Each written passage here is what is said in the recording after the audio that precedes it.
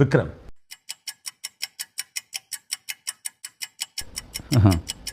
எவ்வளோ யோசிக்க வேண்டியிருக்கு பார்த்தீங்களா? அதான் பதில். இப்போ வணங்கானுக்கு வந்து ஃபஸ்ட்டு சூர்யா அவர்கள் நடிப்பதாக இருந்தது. ஆக்சுவலாக என்ன நடந்தது? லைவ் லொக்கேஷனில் சூர்யா வச்சு ஷூட் பண்ண முடியல. அதுவும் கன்னியாகுமரி டூரிஸ்ட் ஸ்பாட், க்ரௌடு அப்படி ஏறுது, க்ரௌடை கண்ட்ரோலே பண்ண முடியல. அதுதான் ஃபஸ்ட் ரீசன். மற்றபடி தனிப்பட்ட மனத்தாங்கலாம் சேச்சா. பட் அப்போ அதுக்கெல்லாம் நீங்கள் ஒன்றும் விளக்கம் கொடுத்த மாதிரி தெரியல. கொடுக்க வேண்டிய அவசியம் இல்லை. அவன் 2 பேரும் பேசிக்கிட்டோம். எதுவுமே நீயும் கொடுக்காத நானும் கொடுக்க வேண்டாம். அவங்க என்ன பண்ணுறாங்களோ பண்ணிட்டு போட்டோம். அவங்க பேசுகிறது எழுதட்டோம்டா. நீங்கள் வழக்கமான தொடர்பில் தான் இருந்தீங்க? எப்போ போல தான். சினிமாவில் எனக்கு மிகவும் பிடித்த நபர்களில் முதல் இடத்துல இருக்கிறவன் சூர்யா தான். விஷால் அந்த ஸ்குவிண்ட்டு வச்சதுக்கப்புறம் இன்னமும் அந்த ஹெட்டேக் இருக்குது, இப்போவும் இருக்குது. இத்தனை வருஷம் ஆகும். ஸ்குவிண்ட் வச்சு எடுத்தாச்சு ஃபுல் ஃபில்மு. டப்பிங் போனோடனே டப்பிங்கில் ஸ்க்ரீனை பார்த்தோன்னே டக்குன்னு ஸ்குவிண்ட் ஆகிடுச்சு. ஆட்டோமேட்டிக்காக மசில் மெமரிக்கு வந்துருச்சு. ஆமாம். இப்போ வரைக்கும் அந்த ஒரு பக்கம் தலையடி இருந்துகிட்டு தான் இருக்குது. பாவம் தான். நான் கடவுள் ஆர்யா.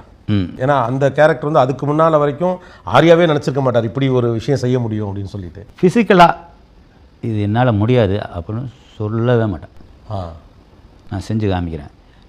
இதெல்லாம் வந்து 1 வருஷம் நீ கற்றுக்கிட்டா தான் நீ முடியும் அப்படின்னா நான் பண்ணுறேன் சார் அப்படின்ட்டு 2 நாளில் கற்றுக்கிட்டு அதை செஞ்சுடுவான். அவ்வளோ டெடிக்கேட்டடாக. அவ்வளோ டெடிக்கேட். வாய்ப்பு வரும்னா சூர்யாவோடு அடுத்த படம் எதுவும் வாய்ப்பு இருக்கா? பேசலாம். ஆனால் வந்து அது திரும்பவும் லைவ் லொக்கேஷன் அந்த மாதிரி இதெல்லாம் இல்லாத ஒரு கதையாக பண்ணி சேஃப்டியாக பண்ணணும். சூர்யாவை சேஃப்கார்ட் பண்ணி பண்ணணும். ஓகே. ஸோ அந்த கதை அப்படி இருந்தால் தான் அது செட் ஆகும் அப்படிங்கிறது. 25 ஆண்டு கால சினிமா அனுபவம் உங்களுக்கு கற்றுத்தந்தது என்ன? எல்லாமே கற்றுக் கொடுத்துச்சு. துரோகங்கள் கற்றுக் கொடுத்துருச்சு, துரோகங்களை கற்றுக் கொடுத்துச்சு. துரோகங்கள் கொடுத்தது எனக்கு, நண்பர்களை கொடுத்தது, நிறைய ஏமாற்றங்களை கொடுத்தது. ஆனால் அது எல்லாத்தையும் மீறி நிறைய அன்பையும் கொடுத்தது. இவ்வளவு அன்பாக இருக்கிறாங்களா நம்ம மேலே அப்படின்னு ஆச்சரியப்படுற அளவுக்கு